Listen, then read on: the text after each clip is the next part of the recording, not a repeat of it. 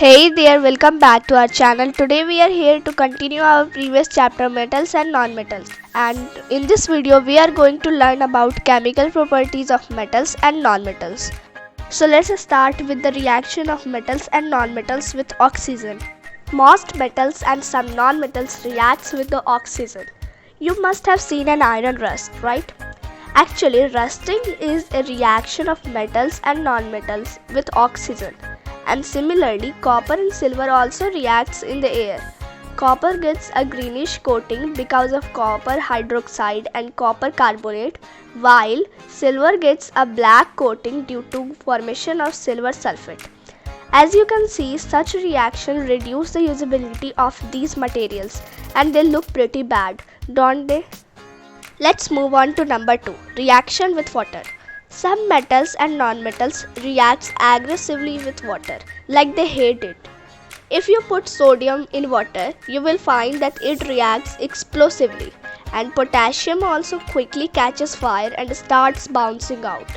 So there is what we can say that the metals like sodium and potassium are extremely reactive. They react if free in air or if put into water and with many other substances. This is why you would never find them lying freely in the nature and therefore they are stored in the kerosene. Let's do an activity. You will need a dilute acid and small pieces of sodium, calcium, magnesium, zinc, iron, copper and silver. Put each metal into the acid and observe it. You must have noticed that the sodium reacts quite vigorously with the acid, and it was probably expected. You must have seen a rapid bubbling in the case of calcium and magnesium, but not as vigorous as sodium. Zinc was even less vigorous, and you must have seen some slow bubbling in it. Iron would have been much slower, and you would have noticed literally nothing happening in the case of copper and silver. These observations tell us that not all metals are equally reactive.